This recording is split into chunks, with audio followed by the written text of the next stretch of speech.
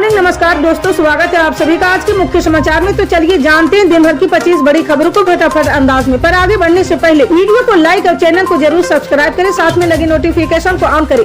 चलिए video start करते हैं। विधानसभा चुनाव में भाजपा ने अपने सहयोगियों जदयू लोक जनशक्ति पार्टी के लिए 2 सीटें छोड़कर जहां पूर्वांचलियों को खुश कर दिया, वहीं सिखों को नाराज कर दिया है। जी हां, सिख समुदाय का कहना है कि जब भाजपा जदयू लोक जनशक्ति पार्टी को सीटें दे सकती है तो अकाली दल से मुंह क्यों फेरा है।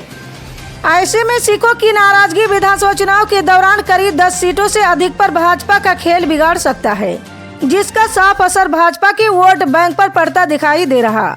जी हां, बता दें कि चुनाव आयोग के आंकड़ों के अनुसार दिल्ली में करीब 12% सिख मतदाता है, जिनकी संख्या 10 लाख से ऊपर है। सिख मतदाता Rajouri garden, Tilak Nagar, Janakpuri, Moti Nagar, Chandni Chowk, Rajendra Nagar, Gandhi Nagar, Jangpura, Shahdara, कालकाजीवा, greater Kailash seat पर बड़ा असर रखते हैं। इनमें से 8 सीटों पर वर्तमान में आप पार्टी का कब्जा है। कांग्रेस के युवा नेता और उपनेता प्रतिपक्ष ने ऐलान कर दिया है कि अगर 2028 के मध्य प्रदेश विधानसभा चुनाव में कांग्रेस की सरकार नहीं बनती है तो वो राजनीति करना छोड़ देंगे। जी हां, भिंड में कांग्रेस कार्यकर्ताओं की बैठक के दौरान हेमंत कटारे ने कार्यकर्ताओं के बीच ये बयान दिया है। जी हां, विधानसभा में विपक्ष के उपनेता कटारे ने कहा कि साल 2028 में किसी भी हाल में कांग्रेस की सरकार बनानी है। अगर 2028 में कांग्रेस की सरकार नहीं बनता है तो मैं राजनीति छोड़ दूंगा। जी हां, दरअसल 27 जनवरी को महू में कांग्रेस की जय बापू जय भीम जय संविधान रैली आयोजित होनी है, जिसमें राहुल गांधी समेत तमाम कांग्रेस के दिग्गज शामिल हो रहे हैं। ऐसे में कांग्रेस के तमाम नेता और विधायकों को इस कार्यक्रम को सफल बनाने की जिम्मेदारी दी गई। अलग अलग जगहों पर कांग्रेस के नेता कार्यकर्ताओं से कार्यक्रम में शामिल होने को लेकर बैठक और रणनीति बना रहे हैं। ऐसे में ही हेमंत कटारे भिंड में कार्यकर्ताओं की बैठक को संबोधित कर रहे थे। इसी दौरान उन्होंने 2028 में सरकार बनाने की बात करते हुए राजनीति छोड़ने की बड़ी बात कह डाली है। जम्मू कश्मीर के राजौरी में रहस्यमयी बीमारी फैलने से हड़कंप मचा हुआ है। इस गंभीर बीमारी के कारण अब तक राजौरी संभाग के सुदूर बधाल गांव में 17 लोगों की मौत हो चुकी है। जी हां, मरने वाले सभी 17 लोग 3 अलग अलग परिवारों के हैं। एहतियात बरतते हुए सरकार ने पूरे गांव को ही कंटेनमेंट जोन घोषित कर दिया है। जी हां, कंटेनमेंट जोन घोषित करने के बाद इस गांव के लोग कोई भी सार्वजनिक या निजी समारोह आयोजित नहीं कर सकेंगे और न ही किसी कार्यक्रम में भाग ले सकेंगे। इतनी बड़ी संख्या में लोगों की जान जाने के बाद भी एक शख्स इस बीमारी से पीड़ित है और उसे गंभीर हालात में अस्पताल में भर्ती कराया गया है। जी हां, राजौरी के अतिरिक्त जिला मजिस्ट्रेट राजीव कुमार खजूरिया ने आदेश जारी करते हुए गांव को 3 नियंत्रण क्षेत्रों में बांट दिया है। पहले क्षेत्र में वो सभी परिवार शामिल हैं जिनके घर में मौतें हुई। दूसरे नंबर के कंटेनमेंट जोन में उन्हें रखा जाएगा जो रहस्यमयी बीमारी से प्रभावित लोगों के संपर्क में आए। इन लोगों की लगातार निगरानी की जाएगी। उन्हें सरकारी मेडिकल कॉलेज राजौरी में ट्रांसफर किया जाएगा और वहाँ जाना अनिवार्य होगा। दिल्ली विधानसभा चुनाव में आम आदमी पार्टी के संयोजक अरविंद केजरीवाल हर वर्ग को साधने की कोशिश में लगे हुए हैं। इसी को देखते हुए उन्होंने आज मिडिल क्लास परिवारों को लेकर बात की है, जिसमें उन्होंने मिडिल क्लास परिवार की जरूरतों के बारे में बातचीत की। इसके साथ ही केंद्र सरकार से 7 मांगे भी की है।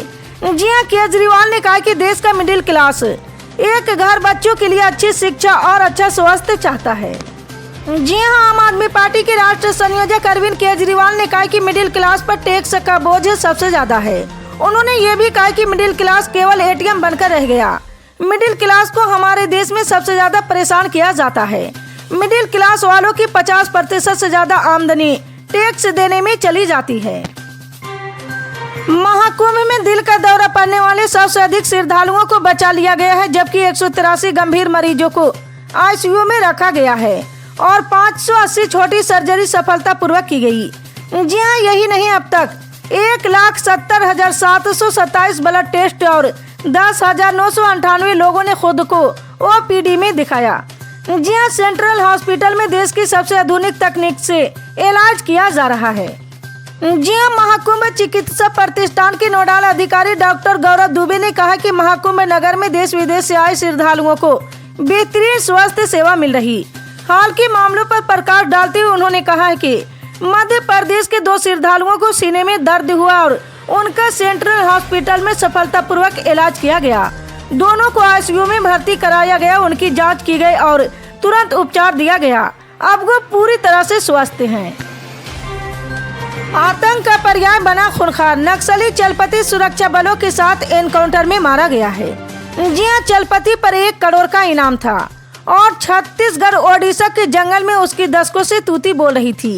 यहाँ तक कि पुलिस भी कभी उसका सुराग तक नहीं लगा सकी। लेकिन एक गलती उसकी जिंदगी पर भारी पड़ी है और पुलिस को न सिर्फ पहली बार उसका हुलिया का पता चला है बल्कि उस तक पहुँचने में भी मदद मिली है। जी हां, दरअसल चलपति अपने मोमेंट को लेकर हमेशा सावधान रहता था और दशकों तक सरकार के लिए एक पहेली बना रहा। लेकिन पत्नी के साथ एक सेल्फी उसके लिए मुसीबत बन गई और यही सेल्फी उसकी जिंदगी पर भारी पड़ गई। इसी से पहली बार सरकार को चलपति का हुलिया पता चला है। जी हां, पत्नी के साथ वाली चलपति की ये सेल्फी जब सुरक्षा बलों के हाथ लगी तो उसके खिलाफ सर्च अभियान में बड़ी दमदार साबित हुई है। जब से डोनाल्ड ट्रंप ने सत्ता संभाली तब से कच्चे तेल की कीमतों में 2% की कटौती देखने को मिल चुकी है। जी हां, मतलब साफ है कि अब अमेरिकी तेल की सप्लाई बढ़ेगी। इसके अलावा खाड़ी देशों की ऑयल प्रोड्यूसर्स के संगठन ओपेक और ओपेक प्लस की सभी पॉलिसी इस मामले में फेल होगी। इसका फायदा दुनिया के उन देशों को मिलेगा जो अपनी जरूरत का 80% कच्चा तेल इंपोर्ट करते हैं। इसमें भारत का नाम प्रमुखता से लिया जा सकता है। जी हां, मौजूदा समय में ओपेक ने कच्चे तेल की कीमतों को हाई रखने के लिए प्रोडक्शन में कटौती की हुई है। वहीं दूसरी ओर खाड़ी देशों की जियोपॉलिटिकल टेंशन की वजह से कच्चे तेल की सप्लाई में सेंध लगी हुई है, जिसकी वजह से कच्चे तेल के दाम $80 के करीब बने हुए हैं। सुप्रीम कोर्ट ने कल बुधवार को शाही ईदगाह मस्जिद परिसर की कोर्ट की निगरानी में सर्वे कार्य पर रोक बढ़ा दी है। दरअसल कोर्ट ने इलाहाबाद हाई कोर्ट के उस आदेश पर रोक बढ़ाई जिसमें मथुरा में शाही ईदगाह मस्जिद परिसर का अदालत की निगरानी में सर्वेक्षण करने की अनुमति दी गई थी। जी हां, परिसर कृष्ण जन्मभूमि मंदिर के बगल में है। जी हां, भारत के प्रधान न्यायाधीश संजीव खन्ना, जस्टिस संजय कुमार और न्यायमूर्ति के.बी. विश्वनाथ की पीठ ने कहा कि वो मस्जिद परिसर की अदालत की निगरानी में सर्वेक्षण के खिलाफ ट्रस्ट शाही मस्जिद ईदगाह प्रबंधन समिति की याचिका पर सुनवाई 1 अप्रैल से शुरू होने वाले सप्ताह में करेगी। बॉलीवुड अभिनेता सैफ अली खान पर हुए हमले के बाद से भारत में अवैध तरीके से रह रहे बांग्लादेशी नागरिकों के खिलाफ कार्रवाई तेज हो गई है। जी हां, दरअसल सैफ पर हमला करने वाले आरोपी शरीफुल इस्लाम शहजाद मोहम्मद रोहिला अमीन फकीर एक बांग्लादेशी नागरिक हैं, जिसने 7 महीने पहले भारत में अवैध रूप से प्रवेश किया था। इसके बाद उसने पश्चिम बंगाल के एक निवासी का आधार कार्ड इस्तेमाल कर सिम कार्ड प्राप्त किया और फिर मुंबई आकर काम की तलाश करने लगा। जी हां, 16 जनवरी को वो सैफ अली खान के अपार्टमेंट में घुसा और उन पर चाकू से हमला किया। इस हादसे में अभिनेता बुरी तरह से घायल हो गए हैं। हालांकि उन्हें अब अस्पताल से छुट्टी दे दी गई और वो ठीक हैं। जी हां, सैफ के स्वास्थ्य को लेकर महाराष्ट्र के उप मुख्यमंत्री एकनाथ शिंदे ने शुभकामनाएं दी और आरोपी के खिलाफ सख्त कार्रवाई करने का आश्वासन दिया है। वहीं शिवसेना सांसद संजय राउत ने इसे राष्ट्रीय सुरक्षा का मुद्दा बताया है। उत्तर प्रदेश में घरेलू उपभोक्ताओं को अप्रैल 2025 से बिजली खर्च में महंगाई का झटका लग सकता है। दरअसल सरकार टाइम ऑफ डे यानी TOD टैरिफ लागू करने की तैयारी में है। इसके लागू हो जाने से हर घर का बिजली खर्च 10 से 20% तक बढ़ सकता है। जी हां, किसानों को इस टैरिफ से अलग रखा गया है। मीडिया रिपोर्ट के अनुसार यूपी में मल्टी ईयर टैरिफ रेगुलेशन 2025 के मसौदे में इसका प्रस्ताव है। अभी ये टैरिफ सिर्फ भारी और लघु उद्योग श्रेणी की कनेक्शन पर ही लागू है।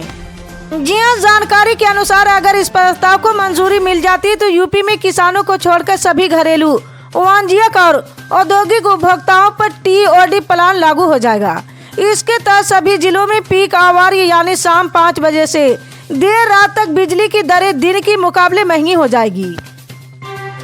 केंद्र सरकार ने जूट किसानों को बड़ा तोहफा दिया है। कल बुधवार को पीएम आवास पर हुई मोदी कैबिनेट की बैठक में 2025 से 2026 सीजन के लिए जूट की एमएसपी को बढ़ाने को मंजूरी दी गई।